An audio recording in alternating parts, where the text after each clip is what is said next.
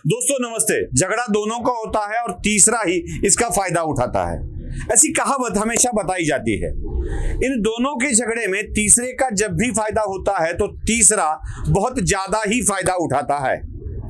महाराष्ट्र में विधान परिषद के चुनाव हुए, झगड़ा दोनों के बीच चल रहा है और फायदा तीसरे का हुआ है। झगड़ा था भारतीय जनता पार्टी और शिवसेना के बीच। शिवसेना का दावा है कि शिवसेना को तोड़ने वाली भारतीय जनता पार्टी है। शिवसेना को तोड़कर भाजपा ने अपने आप को सत्ता में लाने का निर्णय लिया और यही दावा शिवसेना हमेशा करती आई है। भारतीय जनता पार्टी का दावा है कि शिवसेना हमारे साथ नहीं रही और हमें सत्ता से दूर रखा, शिवसेना ने ही हमारे साथ विश्वासघात किया है।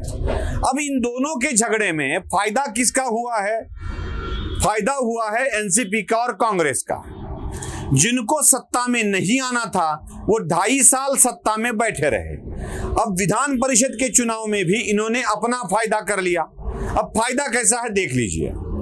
भारतीय जनता पार्टी को जीत नहीं मिली, एक मिली कोंकण में और बाकी जगह भारतीय जनता पार्टी परास्त हो गई। नासिक में तो भाजपा थी ही नहीं। विदर्भ में अमरावती और नागपुर और मराठवाड़ा में औरंगाबाद, ये 3 जिलों में भारतीय जनता पार्टी को यश नहीं मिला। अब इसकी कारण खुद भारतीय जनता पार्टी के नेता ही है, बाकी कोई और नहीं है।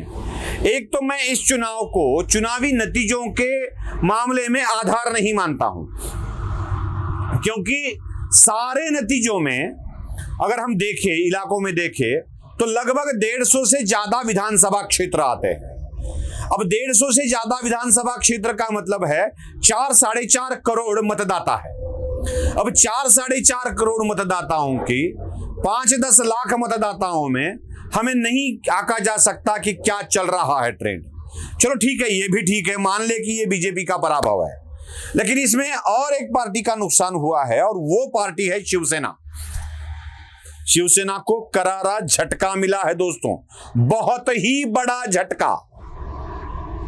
आप बोलेंगे कैसे?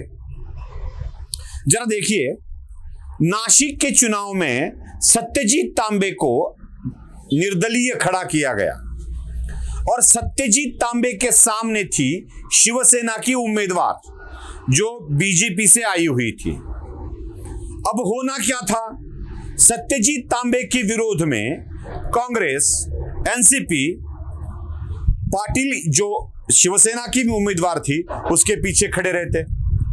दोस्तों, जो भी 1,30,000 मतदान हुए हैं उसमें से लगभग 70,000 मतदान अकेले तांबे को मिले हैं, अकेले सत्यजीत तांबे को। तो सोचिए, इतनी बड़ी जीत सत्यजीत तांबे को क्या अकेले भारतीय जनता पार्टी के सहयोग से मिल सकती थी? आज भी अगर हम देखें तो अजीत पवार दावा करते हैं सत्यजीत तांबे कांग्रेस को जाकर मिले। उनके मामा जी बाला साहब थोरात भी नहीं मानते कि सत्यजीत तांबे हमारे नहीं हैं। सत्यजीत तांबे को पार्टी से निकाला नहीं गया है। सत्यजीत तांबे ही पार्टी में हैं, मतलब कांग्रेस चाहती थी कि वो उनके साथ रहे। बस हम एक साथ मिलकर परास्त नहीं कर सकते, इसकी शिवसेना को परास्त नहीं कर सकते क्योंकि महाविकास आघाड़ी थी, तो अखाड़ी में ऐसे करना बिल्कुल मुश्किल था।